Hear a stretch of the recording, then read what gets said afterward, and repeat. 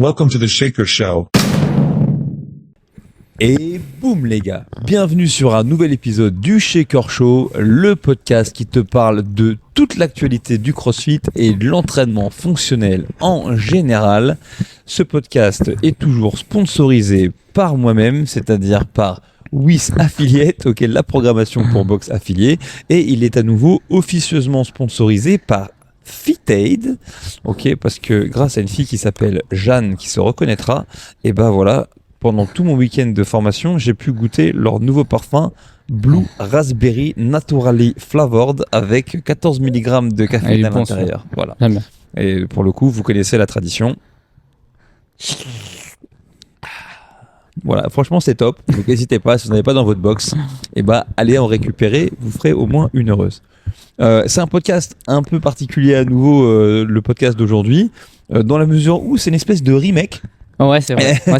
Ouais. d'un podcast que j'avais l'opportunité de faire avec mon invité du jour et que j'ai jamais sorti pour plein de raisons, mais la première étant que je ne sais pas où j'ai mis cette fucking carte mémoire. Et donc on s'est dit c'était l'occasion ou jamais, parce que j'étais à Amiens ce week-end.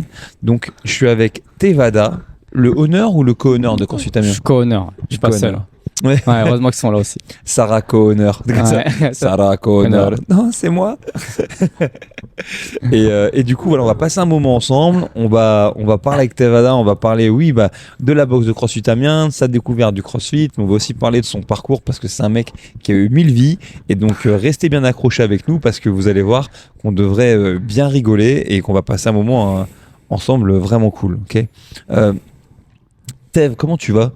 Très bien, vraiment je suis trop content d'être là et puis de faire de podcast avec toi là, trop bien. Attends, franchement on est installé, on se croirait on se croirait dans le salon de Greg Glassman, celui où il faisait les trucs avec les vieux là, avant qu'ils se fassent limoger. Franchement, quelle vie vous menez à CrossFit Amiens ? Parce que je vois, il y a 1, 2, 3, 4 plumards. Ouais, tu vois, c'est vraiment tranquille. Ici, c'est vraiment la mezzanine, là où on va faire la sieste. Et je te cache pas que les canapés viennent des brocantes. En fait, c'est des brocanteurs, mes associés. Parce que moi, franchement, alors, comprendra qui voudra, mais quand je vois ce genre de sofa douteux, ça me met un peu une demi-molle. Ça me rappelle l'adolescence. Surtout avec une caméra comme ça, frontale et tout. Ça ne renifle pas celui-là. Ah ouais, ça m'étonne pas, Et donc, du coup, t'es l'un des co-honneurs de CrossFit Amiens. C'est ça. Alors, attends, t'es honneur avec qui ? Joachim et Tiffen. Ok, T-Boy, forcément, la patronne. Et du coup, c'est une box que vous avez ouvert en 2016 ? J'ai ouvert ça en 2016, octobre 2016, c'est ça. Ok. Ouais. Et c'est quoi ta découverte du coup du CrossFit ? Le CrossFit, quand est-ce que j'ai découvert tout ça ? Ouais. À la base, donc moi, je viens des arts martiaux. J'ai arrêté au bout d'une vingtaine d'années et on m'a juste challengé à essayer un autre sport. Bon, je connaissais pas du tout. Okay. C'était cross-training et j'ai kiffé. J'ai kiffé le challenge, je savais rien faire. Vraiment, les charges, c'était pas la peine. Toi, je faisais 59 kilos. Mais j'ai kiffé le cardio et puis je me suis dit, tiens, il n'y a pas de salle, je vais en ouvrir une, voilà. Ah, c'est aussi simple que ça. C'est ça, ouais. Et toi, t'es vraiment originaire de la ville d'Amiens ou t'as grandi ailleurs Ouais, donc je suis né ici. Ouais. Je suis né à Amiens. Ouais. Tu sais que si Gauthier il était là, ouais, il dirait Amiens, la plus belle ville du monde. Ouais, Gauthier. Ouais, c'est vrai. Ouais. Avec vraiment des salons de coiffure au nom incroyable, Speed Airman. Ça, c'était fou. La rue Saint-Leu, le quartier Saint-Leu, pour ceux qui connaissent pas, c'est vraiment fantastique cette ville. Bref, on y rigole bien. Et donc du coup, tu faisais des arts martiaux, mais tu dis ça comme ça vite fait, mais t'étais énervé. Ouais. Bon, en gros, c'est vraiment la vraie histoire ou enfin vraiment longue. Ah bah oui, moi, bien donc, sûr. Comme toi, je viens des années 80. J'avais des VHS.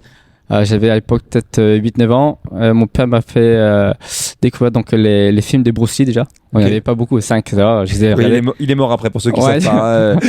Parce qu'il y a vraiment des gens très jeunes qui écoutent ce podcast. Donc une VHS, c'est un rectangle en plastique épais c'est ça. qu'on mettait dans un espèce de magnétoscope. Voilà, un magnétoscope pour lire des films. Voilà, vous ne savez pas ce que c'est, mais c'est vraiment cool. Et quand ton magnétoscope commençait à être vieux et pourri, et la bande magnétique de la cassette sortait. Et t'étais dégoûté, est-ce que ça niquait tes films ? Ouais, c'est ça. Voilà. Donc donc ça commence par ça. Ouais, ton père, il pratiquait les arts martiaux ? Lui, il vient donc les Cambodgiens. Lui, il pratiquait le Bokator. Ok. C'est la boxe cambodgienne. Ah ok, est-ce que c'est comme un peu le Muay Boran ? Ouais, c'est ça. Ouais, ok. Ouais. Et voilà. Après, avec les vidéoclubs à l'époque, Je faisais toutes les vidéos les films de Jackie Chan, Van Damme, Steven Seagal, etc. Ah ouais. C'est là que j'ai voulu donc démarrer les arts martiaux. Ok, donc t'avais quel âge à ce moment-là? 9 ans. Parce que j'ai commencé, en fait, mon premier cours d'arts martiaux, j'ai pris à 9 ans. Ok. En septembre, en septembre, à la rentrée, j'ai fait du kung-fu, ouais. Et donc tu fais du kung-fu à Amiens? Ouais, à Amiens, un club d'Amiens, ouais. Ton prof, c'est un Asiatique? Ouais. Qu'est-ce qui fait qu'il y a une diaspora d'Asiates? C'est ça, t'as vu, ils sont tous arrivés sur Amiens, voilà, Vietnamiens, Cambodgiens. Parce que dans le karaté, t'as vraiment ce truc-là où les Japonais, ils ont envoyé des mecs un peu partout en Europe et tout, en se disant, de la même manière que les Américains, ils t'ont envoyé du chocolat et des hamburgers, tu sais, pour un peu asseoir un peu, un essor culturel et après un essor économique, parce que font un peu, peut-être dans une certaine mesure, les mecs des Émirats aujourd'hui ou de Dubaï, et voilà, c'est pour exister sur la scène internationale. Bah, les Japonais, ils ont envoyé vraiment des maîtres. Donc, je crois qu'en karaté, c'est maître Nakayama et entre autres. Moi, j'en ai eu un en Kobudo qui s'appelait Zane Oshiro, qui est toujours là. Et donc, c'est pour savoir, est-ce que c'est des gens qui étaient envoyés, entre guillemets, d'Asie pour transmettre les arts martiaux, ou est-ce que c'était juste des mecs issus de la Chine, du Cambodge ou d'ailleurs, qui pratiquaient et qui du coup sont bien renseignés? Enfin, je sais même pas comment il est arrivé là, mais tu vois, à Amiens, il y a une grosse communauté d'Asiatiques, vietnamiens et cambodgiens, beaucoup. Okay. Et donc, mon maître, c'était un vietnamien. Je sais pas ce qu'il a fait avant, comment il est arrivé à Amiens, mais c'est le seul maître de kung-fu sur Amiens et asiatique. Donc, du coup, c'était à la dure. C'était à la dure. Ouais. Les entraînements sont à la dure. Je t'ai dit, je te cache pas, il n'y a pas beaucoup d'adhérents parce qu'il nous coachait à la dure. Alors, raconte un peu à la dure, parce que là, c'est pareil. Pour les plus jeunes qui nous écoutent, il fut un temps. Ouais, ok. Lui, à la dure, qu'est-ce que je dis à la dure? C'est vraiment. Il utilise des mots crus déjà. Ok. Et les entraînements, c'est des insultes. Ouais, il nous insulte. Attends, est-ce que tu as gardé des souvenirs d'insultes? Ah, ben il y en a plein. Les insultes, ça peut être si tu tiens un bâton à l'envers, et là il t'insulte et dit mais est-ce que tu mets ton slip à l'envers, toi? Ouais, t'as le cul plein de merde, toi. Plein de trucs. Et en français ou non, en français, avec son accent, il nous insulte parfois de connard, ouais, tu vois. Mais je pense qu'il sait même pas ce que ça veut dire, mais il les insulte comme ça. Et du coup, il y a beaucoup d'enfants qui sont choqués, même les parents. Donc, c'est vrai qu'ils ont désinscrit leurs enfants. Mais moi, tu vois, j'étais pour la passion. Et puis, je kiffais le kung-fu, donc je suis resté. Puis, au fait, au-delà des mots, de toute manière, le mec, il prenait soin de vous. Ouais, c'est ça. Un peu plus, maintenant, je parle de coaching. Il a un bon coaching. À l'époque, c'était vraiment bien que sa méthode d'entraînement, d'apprentissage était pas mal, même s'il était vraiment dur. Mais c'est vrai que là, je pense qu'il a dû changer sa méthode. Il enseigne encore? Ouais, il enseigne encore. Ouais, ses enfants sont tous champions du monde. Il les a envoyés vraiment à toutes les compétitions. Le club, je crois que c'est le club où il y a vraiment beaucoup de compétiteurs et beaucoup de médaillés. Ok. Parce que, tu sais, quel âge il a maintenant ton prof? Je dirais, je crois, de la soixantaine, là. Ok. Aujourd'hui. Moi, je rigolais parce que j'ai été prendre un café avec l'un de mes anciens profs de karaté qui a plus de 70 ans aujourd'hui et qui enseigne toujours. Et là, Jean-Pierre, c'est un mec qui a vécu, il a eu un AVC et tout. J'en ai peut-être parlé dans un autre épisode du podcast. Et en gros, ça me fait rire parce qu'il est toujours vénère. Enfin, c'est-à-dire que tu vois un grand-père, tu dis c'est bon, c'est fini. Et à un moment donné, il a raconté une anecdote et d'un coup, il s'est crispé, tu vois, et il a fermé le poing. J'ai dit, ah la vache. Il a 72 ans, il a eu un AVC, il marchait avec une canne. Mais en fait, il a toujours envie de se bastonner, tu vois. Et c'est drôle parce que je me dis que peut-être que dans notre CrossFit, tu vois, pareil, arrivé à 60, 70, on sera toujours là. Là, je fais Fran en 7 minutes, mais je pense que je pourrais le refaire sous les 4. T'imagines. Comme quand j'étais jeune, que j'avais 50 ans. C'est ça. Et donc, tu as fait du coup du kung-fu. Ouais, le kung-fu. Le kung-fu que tu as fait, c'était quoi? Parce que je crois que t'as le sanda qui est la boxe chinoise. T'as plein de styles, en fait, plein de styles, mais en combat, t'as le sanda. Donc, sanda, c'est la boxe chinoise. Mais après, moi, le style artistique, c'est le wushu. Okay. Bon, après, on a fait un peu de Shaolin, etc. Mais moi, j'ai vraiment, je vais pas dire excellé, mais dans le wushu. Voilà. Okay. Donc, c'est plus acrobatique. Et donc, tu faisais des compétitions c'est ça. Acrobatiques avec armes, sans armes. Ouais. Donc, je faisais des compétitions en main nue, armes longues, armes courtes. Ok. Donc, arme longue, c'est quoi? C'est la lance, par exemple? Arme longue, il y a lance ou bâton. Ok. Et après, en arme courte, t'as sabre ou épée. Ok. Ouais. Donc les gars, pareil, vous avez sans doute jamais vu ce film, mais il y a un truc qui s'appelle Tigre et Dragon, si vous voulez comprendre un petit peu à quoi on fait référence. Bon, ça a dû un petit peu vieillir ce film de Ang Lee aujourd'hui, mais c'est quand même, c'est quand même la base. Et en plus, on se rend pas compte, mais vraiment les arts martiaux chinois notamment, contrairement en toute transparence aux arts martiaux japonais comme le karaté, c'est que mon avis, hein. Mais ça demande quand même un développement de capacité athlétique de ouf en termes de souplesse, équilibre, vitesse, parce que t'as cette notion d'acrobatie qui est davantage présente, et parce que vraiment t'as aussi ce truc où je sais pas, je parle peut-être sans savoir, mais où vraiment le fait de aussi mimer des gestes qui sont les gestes des animaux dans les différents styles, voilà, ça t'amène à ça, ce que t'as moins dans les arts martiaux japonais. C'est ça, exactement. Ouais, ça on les apprend aussi.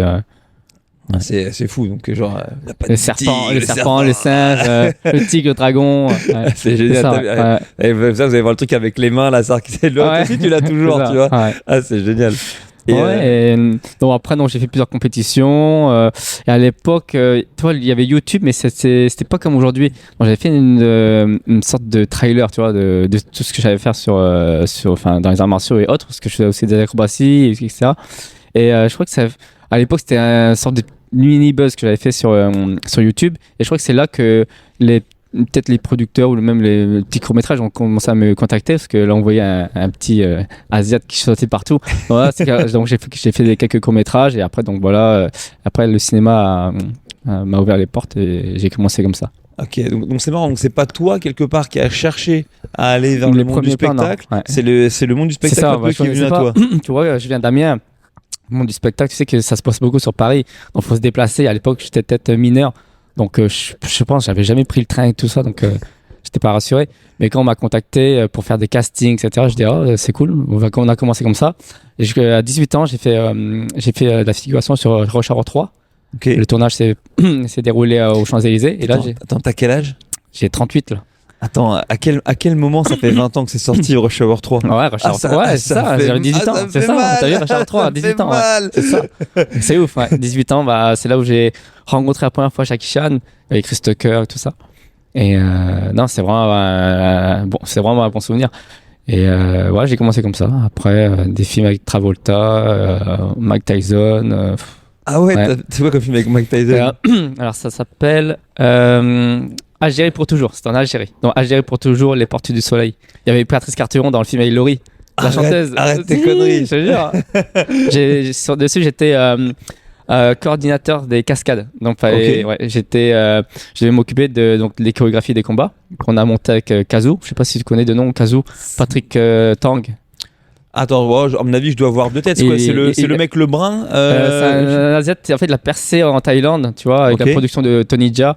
Et là, il est revenu en France. Maintenant, il revient en France avec sa femme. Mais ouais, il a percé là-bas dans les productions thaïlandaises et tout ça. Ok. Donc, du coup, avec lui, on a créé les chorégraphies du film Algérie pour toujours. Il y avait Mike Tyson, il y avait Patrice Carteron, Laurie. Donc, on crée à chaque fois les petites scénettes, tu vois. Et puis après, leur apprendre à eux.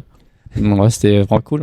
Il est comment en vrai, Patrice Carteron? Ah, Patrice Carteron, spécial. C'est un personnage. T'as vu ça, ouais. En fait, quand on l'a rencontré, il avait une blessure au genou, donc on pouvait pas trop faire de kick, pas trop de trucs spectaculaires. Mais ouais, c'est un one man show. Donc il a habité dans la vraie vie, comme quand mais vraiment, j'ai passé un bon moment avec lui. On a passé vraiment H24 avec lui, parce qu'on s'entraînait ensemble.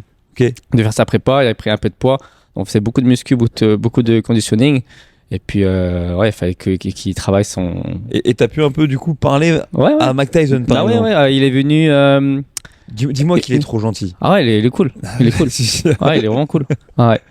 Il est arrivé peut-être une semaine avec son garde du corps, etc. Ouais. Et puis il a appris... Après, c'était rapide. C'était pas trop dur. Il savait c'est que du punch. Que des punch. Puis, il connaît. Ouais, il connaît. Donc, c'était facile pour lui. Ouais. Ah ouais, ça me rassure. Franchement... Je crois que le film, il est sur Amazon, je crois. Ok. Amazon Prime, tu peux le voir. T'inquiète pas, je vais le regarder direct. C'est quand même un souvenir, c'est quand même fou ça.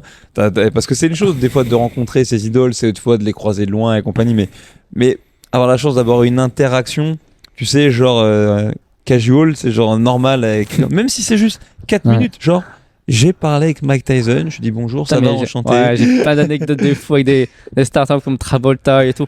Travolta, tu vois, j'étais... Bon, je sais pas, ce qu'il est, mais tu vois que je l'ai envoyé, il a embrassé Jonathan Rhys Meyers sur la bouche et tout. Tu vois. Ah bah oui, il est complètement gay, Ouais, John je dis, Travolta, merde. t'inquiète. Ah donc ça veut dire que si c'était avec Jonathan Rhys Meyers, C'était. c'est là t'as fait bon baiser de je sais pas quoi là. C'est quoi le titre du Bah, film? True Love, From Paris with Love. Ouais, j'étais From sur Paris From with Paris with Love. Love. Ah From ouais, Paris mais with cherche Love. pas, t'inquiète. Donc j'étais dessus en tant que cascadeur avec l'autre, l'humoriste Frédéric Shaw là. Ah oui, Frédéric Shaw. On était ensemble. Mais du coup, est-ce que ça veut dire que l'autre acteur aussi, il est complètement gay? Bah, s'ils s'embrassaient sur la bouche, je pense. Enfin, je sais pas, mais c'est bizarre. Ah ouais, hein. ok, C'est ok. bizarre. Non, mais en même temps, c'est un mec très beau gosse, donc c'est possible Et, voilà, qu'il aime bien les garçons. Ok, ok. et à un moment, tu vois, on fait une photo de groupe, il me met la main aux fesses. Les Ah, gars, ils ont commencé à péter. Je dis comment c'est. Il m'a touché les fesses, les gars. Du coup, je me suis pas lavé les fesses depuis. ah, c'est génial. En vrai, moi, j'adore Travolta. Mais il avait eu. Alors, c'est quand même marrant parce que ce mec-là, il doit avoir une vie intime riche, on va dire, parce que je crois qu'il a eu des enfants. Et je crois Ouais, qu'il il a perdu ses petites il a filles. perdu même un fils. Un je crois. fils, c'est un fils peut-être qu'il Ouais, a perdu. ouais. Et donc voilà. Mais Mais il j'avais était entendu, cool. j'avais entendu d'autres histoires comme quoi, ouais. Il était vraiment cool, il a pris soin de moi parce qu'en fait, dans le film, il me tire dessus. Ok. Et à un moment, donc, je crois que je casse un aquarium en chutant. Et je devais rester au sol pour la scène. Après, bon, il a vu que j'étais mouillé et tout, et puis il m'a relevé, il a pris soin de moi, il m'a dit, allez, va prendre une serviette. Enfin, il m'a mis une serviette et tout ça. Ouais, Mais il a pris t'es soin de cool. moi, il était cool. C'était pas genre la superstar qui snob tout le monde, hein, et vraiment, il était cool avec l'équipe des cascadeurs. Ah, puis les gens ils se rendent pas compte, mais enfin ça dépend parce que les gens qui écoutent le podcast ils ont nos âges, ils savent. Mais franchement, Travolta, ça a été, il a eu des hauts et des bas, mais c'est quand même été un bête d'acteur. Franchement, quand tu le vois dans Pulp Fiction par exemple, Volte-face. bon, volte-face, mais Ah, trop bien, c'est. celui qui m'impressionne encore plus dans Volte-face, c'est Nicolas Cage. Parce que Ouais, j'ai vu une interview de Nicolas Cage dans laquelle il revient sur sa prestation dans le film et où, l'espace d'un instant, il rejoue Travolta. Et en fait, on s'en rend pas compte quand on regarde le film, quand on est minot et tout, Mhm. parce que mais notamment quand vous le regardez en anglais, Volte-face, et ils ont prévu peut-être de faire une suite d'ailleurs. En fait, les mecs, ils ont vraiment été bons pour s'imiter l'un l'autre, alors qu'ils ont rien à voir physiquement. Enfin, C'est sûr. Tu vois. Donc non, c'est vraiment des mecs, c'est vraiment des acteurs solides. Bon, il y a un film que j'adore avec Travolta qui est pas très connu. C'est un film qui s'appelle Basique. Non, c'est bien. C'est un film de John McTiernan, donc c'est le gars qui a fait Piège de cristal entre autres. Et c'est un film avec donc du coup John Travolta et Samuel L. Jackson et la nana qui joue celle qui est amoureuse, je crois, de Russell Crowe dans Gladiator. Son nom là me revient. Mathieu Mann. Ah, non, son nom ne me revient pas, mais en gros, ça raconte une enquête de la police militaire et tout qui se passe sur une nuit. C'est vraiment bien. Et souvent, quand je parle de Dave Castro, je parle du personnage de Samuel L. Jackson dans Basique et je dis pour comprendre ce qu'il faisait Dave Castro dans l'armée, dites-vous il avait le même job que Samuel L. Jackson dans Basique et ça te pose un peu le débat parce que c'est un gars qui forme des militaires de ouf mais qui leur casse bien les rouleaux aussi quoi. Donc voilà. Donc ça ok, Voilà. donc ça t'amène un petit peu C'est au cinéma, ouais. C'est Ok. ça. Donc j'étais donc cascadeur. jeune hein. Ouais, 18 ans. Mais après, tu sais, les Asiatiques dans les films, on met un costard, un peu de maquillage, puis après, en fait, on se ressemble tous. Tu peux pas faire la différence entre un gars qui a 18 ans, 30. On est tous là en mode mafia. Ah. Je me désolidarise Ouais. de ces propos, Non, mais je ça, vois très bien ce que tu veux dire. Ouais. Et puis après, Jackie Chan a fait une annonce de casting parce qu'il a créé une émission en Chine, une sorte de télé-réalité entre la Star Academy et un peu Incroyable Talent, tu vois. Ok. Je vais te raconter ça. Donc j'ai postulé. Donc il y avait fallait passer un casting, donc le casting Europe, c'est à Paris, donc j'ai de la chance. Donc j'ai passé les tests, fallait savoir jouer la comédie, faire donc les arts martiaux et quelques cascades. Donc on a passé le casting dans un gymnase. Donc après les sélectionnés, il fallait qu'on parte en Chine. Et là en Chine, c'est H24 avec les caméras, tu vois. Donc on Ok. était comme à Star Academy, tu vois, t'as les caméramans. Donc on vivait notre vie, cantine, on était filmés tout le temps. Et on avait des cours comme à la Starac, donc t'as un professeur de théâtre dans un cours. Et moi le problème c'est que je parlais pas chinois. Ouais. Et on a dû donc me faire venir donc un traducteur. À chaque fois que moi j'avais un traducteur. Et à chaque fois donc j'avais mon traducteur, etc. On faisait plein de choses. Mais je te dis c'est comme la Starac, c'est fou d'être filmé H24. Et le prime c'était le week-end. On passait vraiment en direct avec les spectateurs, etc. Ok. Et C'est quoi les types de shows que tu faisais? C'était Ah genre ouais. Opéra de Pékin non, ou c'était des un scènes peu tout, c'était de des scènes, de des scènes stunt en fait des scènes de stunt. Moi, je me rappelle, j'étais avec un groupe, donc avec trois autres chinois. On était habillés en militaire, puis on a trouvé un thème dessus. On s'était fighté. Après, ça a changé à chaque semaine, mais j'ai plus trop de mémoire dessus. J'ai plus trop de souvenirs. Et donc après, pour finir, j'ai été disqualifié parce que je parlais pas chinois. Et ce qu'on m'a dit, retourne en France, apprends le chinois et tu reviens dans l'émission. Bon, c'est ce que j'ai fait. Mais après, ils m'ont pas réintégré. Mais juste avant de partir, le truc c'est que il y avait donc le 31 décembre. 31 décembre, moi je devais partir. Enfin, on m'a dit normalement le billet d'avion, tu le prends de telle date à telle date et normalement tu rentreras en France le 31 décembre. Voilà, on m'a dit ça. L'émission sera finie pour toi. Ce qui s'est passé, c'est que comme j'étais disqualifié, la prod m'a dit tiens, Jackie Chan voudrait te rencontrer. J'ai dit non, trop fort. Mais j'ai dit par contre moi demain je dois rentrer en France. Et le gars là, il me dit t'inquiète.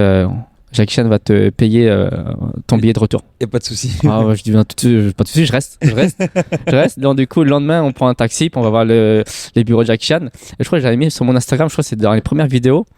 Parce qu'à l'époque, Instagram, c'était je crois que les vidéos faisaient 15 secondes, je crois. Ouais, je sais pas, c'était très court. C'était pas comme aujourd'hui, mais je crois que j'étais l'un des premiers, je crois, à voir Instagram. Et du coup, j'avais posté cette vidéo-là de ma rencontre avec Jackie Chan dans ses bureaux avec des figurines, des Transformers et tout. Ah ouais, non, mais ouais. Et puis, non, c'est cool, vraiment cool. On a passé une journée ensemble. Puis il nous a offert tout parce que Jackie Chan en Chine, il a des magasins où il vend sa marque, tu vois, de vêtements.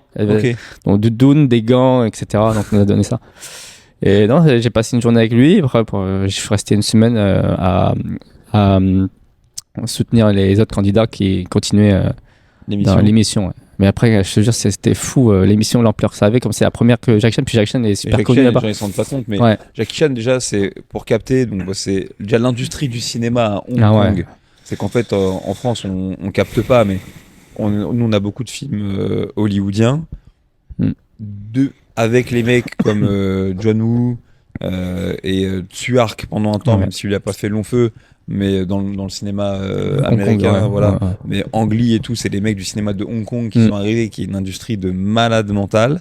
Et d'ailleurs, aujourd'hui, toutes les grosses productions, ça devenait un podcast sur le cinéma, c'est gaulerie. Mais toutes les grosses productions, genre les Fast and Furious, les ça. Appelle à Hong Kongais. Ouais. Exactement. Et même, ils marketent tout particulièrement le marché chinois. D'ailleurs, tu vois dans les boîtes de prod, des fois, tu as souvent des trucs chinois parce qu'ils savent que c'est un gros marché. Et vu que les films ils coûtent des 400 millions de dollars, faut les rentabiliser, c'est violent.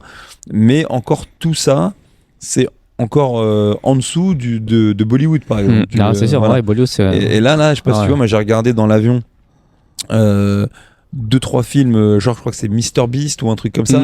Tu vois, un film de tape aussi avec le gars qui jouait dans Slumdog Millionnaire. Et du coup, quand tu vois ça, ils sont en train de sortir du film purement bollywoodien pour faire des trucs un peu mainstream. Et ça envoie, même si moi je te cache pas que mon cinéma préféré, c'est le cinéma coréen. Oui, je connais quelques dramas et tout. Tu regardes les dramas? Moi je regarde pas le drama, je regarde les films policiers. D'accord. Genre The Murderer et tout machin. C'est tout, là. Infernal Affairs et compagnie, c'est chaud. Dernier train pour Busan, genre de trucs. Ah ouais, ça ouais. Voilà, je connais le titre. Et même Snowpiercer. Ouais. Snowpiercer, j'ai vu trailer. Voilà, t'as une version coréenne. Tonton, c'est ça te retourne vraiment le beat pour de reste, que les codes sont pas les mêmes. Ok, donc ouais, t'as rencontré Jackie Chan. C'est ça. Et en plus, c'est franchement quand t'es cascadeur. Je sais pas qu'il y a au-dessus, au-dessus dans ce game, quoi, tu vois. Mais ouais, j'aurais jamais cru le rencontrer, mais après, bon, ça s'est fait. Franchement, c'est fou. C'est ouf. Et franchement, j'aimerais le revoir. Parce que tu vois, il est passé à Paris pour la flamme paralympique. Oui. C'est lui qui a tenu la flamme paralympique. Je me suis dit, putain, dommage, j'aurais bien voulu y aller. Ouais, t'aurais bien voulu courir et tout. Tu sais qu'il y a des rumeurs de Rush Hour 4 qui sont en train de se préciser. Normalement, ouais. Donc, je sais pas, je pense pas qu'ils vont le tourner à Paris forcément, mais c'est un truc quand même, cette mode là de la nostalgie truc, je trouve ça gaulerie, moi, je trouve ça cool. Et donc je te parle de cette émission là parce que il y a une prod donc française, donc TF6, donc mélange de M6 et TF1. Ils ont dû voir ce truc là, l'émission chinoise de Jackie Chan. Ils ont voulu la faire en France. Ok. Et comme présentateur, moi. Ah ouais, c'est énorme. Donc, du coup, j'étais présentateur sur TF6 et j'ai dû faire la même émission. Donc, mais le titre c'était les apprentis Shaolin dans les pas de. Je crois dans les pas de Jackie Chan, un truc comme ça, mais ça n'a rien à voir. Imagine les apprentis Shaolin Dans les pas de Jackie Chan. Je vais rien comprendre Ouais. aux arts martiaux de la rigueur. Ouais. Ils auraient dû dire dans les pas de Jet Li. Ouais. Puisque Jet Li, lui, il a fait Shaolin, c'est ça. Donc du coup, c'était cool. Enfin, franchement, c'était vraiment une belle aventure avec des pratiquants que du coup je connais parce que on a fait un casting, donc c'était français. Et donc là, j'ai tous les artistes martiaux que je connais. Donc ils ont fait un casting. Donc pour finir, on est parti à 4 à Shaolin. Donc Ok. on est parti une semaine à Shaolin, mais ils ont vraiment dormi comme les Shaolin. Ils ont ramassé quoi. Ouais, ils ont ramassé parce que Shaolin, c'est chaud. C'est chaud, c'est 4 heures du matin, tu te lèves, tu fais un footing dans les montagnes, tu finis avec des beer crawls en descendant les marches d'escalier du temple, et après tu manges que du riz, de la soupe, des légumes. C'est que j'ai vraiment un pote, moi, un Babtou en plus, un Babtou Il est fragile. parti. Il a été au Laos d'abord parce d'accord. qu'il était passionné de boxe. Il est parti genre avec un visa touriste, genre pour 2 semaines. Finalement, il est resté 8 mois, Ah ouais. illégal et tout, m'a fait des combats. Hein. Il est revenu et après il est parti à Shaolin. Ouais. Donc et c'est là-bas, il a fait le truc comme dans Kung Fu. C'est quand tu te brûles comme ça là. Ah oui, il a pour faire fait un truc. sur le Voilà. gros vase là. Enfin, Mais- le mais gros. Ouais. Voilà, mais vu que comme beaucoup de potes à moi, il est pas trop fini, lui il pensait que c'était aussi un truc de mental toughness. Il s'est dit ok, j'y vais. Donc, il est resté jusqu'à t'as- mort et il est brûlé de mais, second degré. rapatriement sanitaire, Ah ouais, grève c'était de sûr, peau et voilà. tout, parce qu'il est Ouais, resté les gars. trop longtemps sur le chaudron. Et mais c'est marrant, c'est un pote à moi que je vois souvent, que j'aime beaucoup, qui écoutera sans doute pas ce podcast, donc c'est pas la peine d'en faire 3 caisses, mais qui s'entraîne toujours, etc., et qui a fait des arts martiaux toute sa vie. Et c'est très drôle parce que je sais pas s'il est toujours avec, mais la dernière fois qu'on s'est vu, il m'a envoyé un message et sa copine, alors qu'il y avait rien pour faire qu'ils se connaissent, hein. Sa copine, c'est une meuf avec qui je faisais du karaté quand j'avais 15 ans. Je dis, Putain, mais c'est c'est ouf. incroyable ça. Je dis, qu'est-ce que tu fous avec ce gars-là qui en plus au passage est un ancien de la Légion étrangère, etc. Machin. Tu dis, il y avait aucune chance.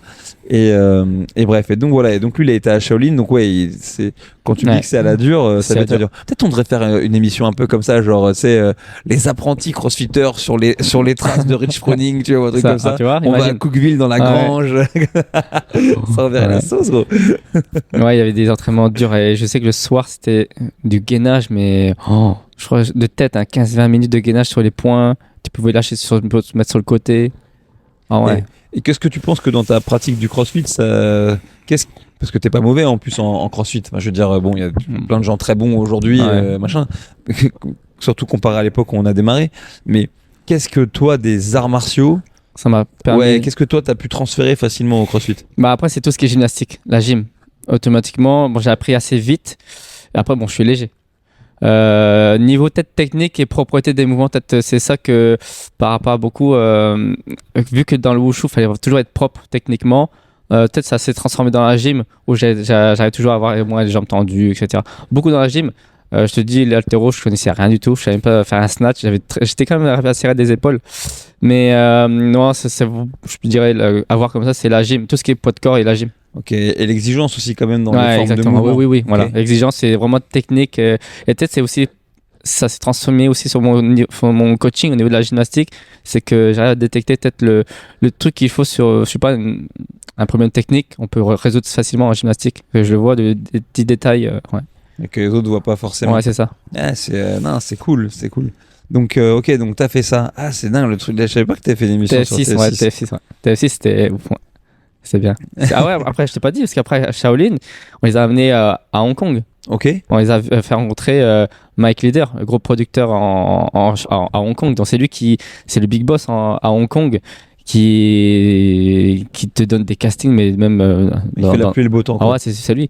Donc, on a rencontré Mike Leader et on les a vus. Enfin, on est parti dans les studios hongkongais.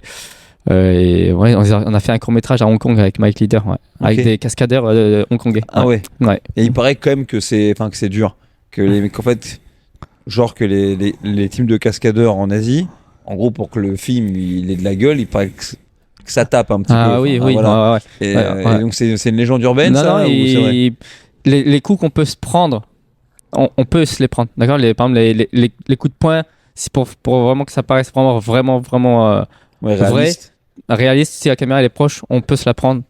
Mais sinon, après, on a des protects dans Oui, oui, ventral dorsal, etc. Mais ouais, il y a des coups qu'on peut prendre et on a appris à se les prendre. On en a mis pendant le court-métrage. Et non, puis ça j'ouvrais du coup après direct. Bah oui, bah non, mais Ouais, direct. c'est mieux parce que t'as les angles de cam et tout, Ouais, mais c'est en ça, plus, on s'en ouais. rend pas compte. Mais moi, j'ai quelques potes qui font de la cascade et donc alors, les gens qui sont cascadeurs dans les écoles de son, c'est pas forcément des grands combattants. Il y en a, mais c'est pas la majorité. Mais par contre, effectivement, t'apprends à prendre des chocs, t'apprends à tomber. Ouais, c'est ça. T'apprends, en plus, des fois, il faut que t'en fasses des caisses quand tu tombes. Donc, c'est quand même quand tu tombes projeté, tu vois, Ouais, c'est ça. Ouais. tomber dans les escaliers Ouais, et tout. exactement. Enfin, ouais, en fait, c'est un vrai job. Ouais, c'est ça. Et moi, comme j'ai rien appris, tu vois, j'étais autodidacte, mais j'étais limité. Tu vois, cascade automobile, j'ai jamais fait. Et cascade en hauteur, j'ai jamais fait. Donc après, j'ai pris la décision, après tout ça, de faire une formation au campus Univers Cascade. Tu vois. Ok. Donc j'ai fait 1 an là-bas, une saison. Ouais. C'était vraiment trop, trop bien. Ouais. Ah, alors, c'est quoi le campus? C'est une école de cascadeurs? Ouais, c'est une école de cascadeurs, donc avec plusieurs intervenants, que ce soit sur le parcours, le cascade équestre, il y a même un prof d'escrime, la torche humaine, enfin tu vois, un mec qui est spécialisé dans la torche humaine. Mets-moi du gel à queue sur C'est moi ça, et exactement, ouais. laisse-moi prendre feu et viens me chercher dans moins d'une minute. Ouais.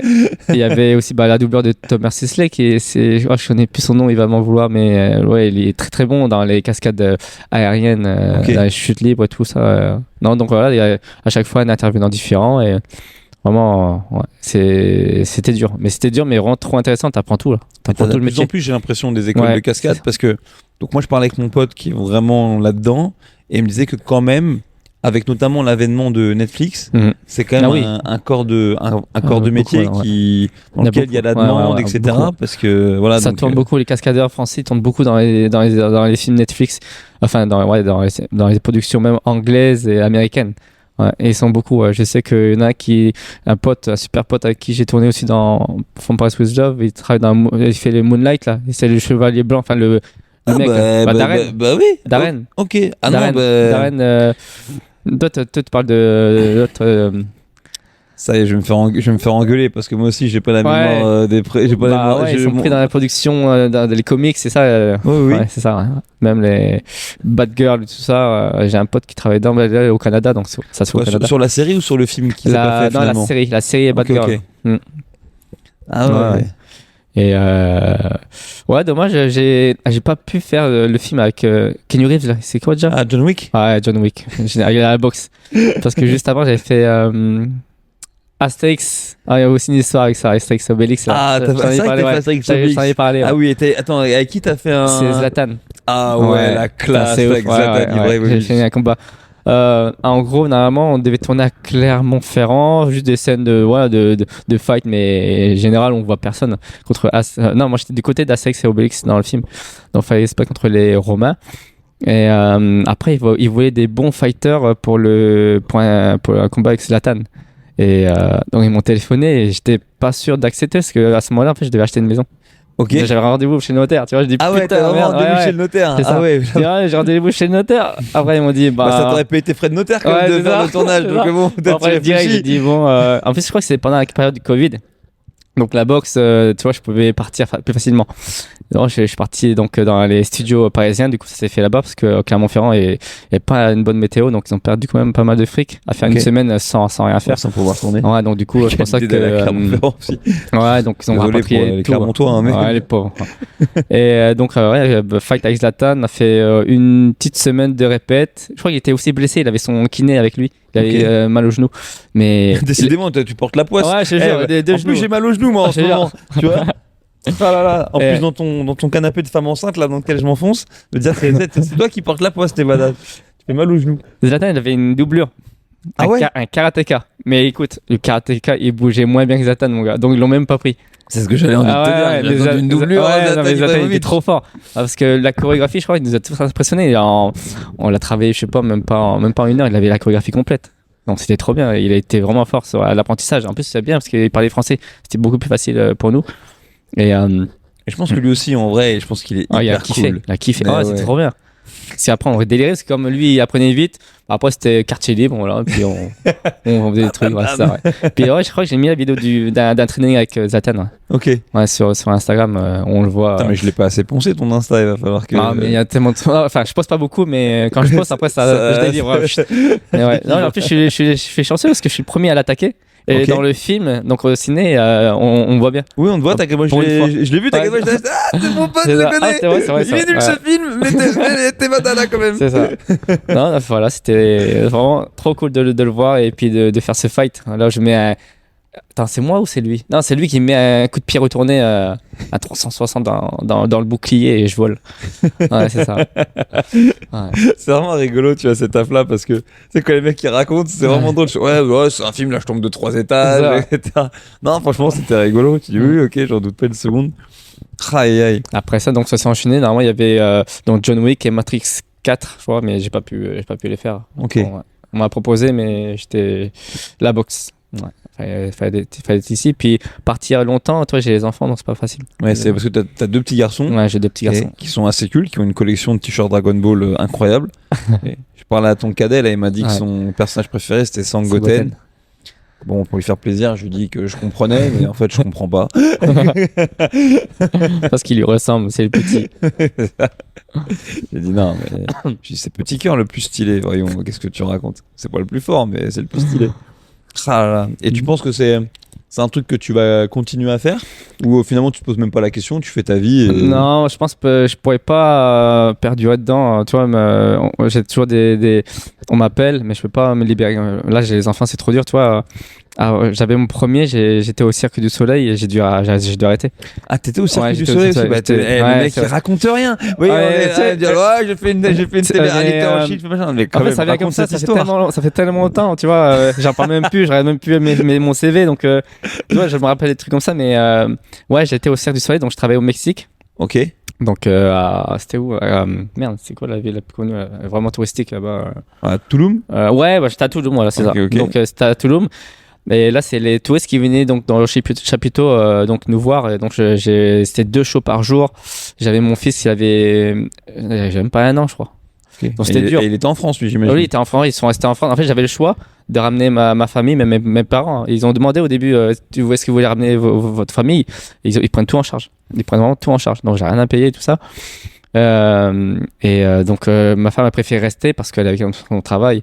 Puis après, elle revient en France et retrouver un travail. Donc, ça a été compliqué. Donc, moi, je suis parti tout seul. Et puis après, le décalage horaire. Donc, moi, je crois que j'appelais. Moi, c'était très tôt le matin. Ici, c'est en France, donc c'était le soir. Pas facile. Elle s'occupait du petit. Donc, je m'en voulais. Donc, après, j'ai arrêté. Et toi, t'es un bon mec, putain. Ouais. Moi, ce que j'ai pu comprendre du Cirque du Soleil, d'ailleurs, où JL, il a été un temps aussi, d'ailleurs, pour faire le spectacle Michael Jackson, c'est qu'en fait, c'est des mecs qui sont hyper spécialisés. Donc, on te fait venir au Cirque du Soleil, Ouais, c'est ça. pour faire Ta une tâche en ouais, c'est ça. particulier. Et du coup, c'était quoi la tienne? Moi, ouais, c'est les arts martiaux. Enfin, le kung-fu. J'ai fait un show de kung-fu en fait dans le show du Cirque du Soleil. J'avais mon show à moi. Ouais. Ah ouais, J'avais mon solo. J'avais un solo. Ouais. Et ok, donc est-ce que tu avais un remplaçant? Parce que de ce que je crois comprendre, normalement. Ouais, il y a toujours des remplaçants. Du coup, comme je suis parti, ils ont dû prendre un remplaçant parce que quand j'ai intégré la troupe, il y a des personnes, par exemple, il y avait un binôme de Mongoliens qui ont dû partir, donc ils ont trouvé un autre. C'est pas une insulte, hein, ce qu'il est en train de dire. Je vous le dis au cas où, Mongols. En fait, c'est des Mongols. de Mongolie. Ok, non, mais parce que tu sais jamais, hein, faut faire gaffe aux susceptibilités. Du coup, ouais, ils ont été remplacés, mais toujours pour à peu près les mêmes skills. Ouais. Ok. Ouais. Ah, j'ai été voir l'année dernière, du coup, le Cirque du Soleil, c'était la première fois, tu vois, que j'allais. J'ai mis du temps, moi, vraiment à me libérer du temps pour aller voir, c'est du spectacle vivant et tout. Ouais. Et en vrai, c'est chambé. Ah ouais. Et le Cirque du Soleil, c'est quand même incroyable. Ouais. Et du coup, c'est Mélo en l'occurrence, qui a un pote, un ancien gym qui est au Cirque du Soleil, qui fait aussi beaucoup Ninja Warrior, etc.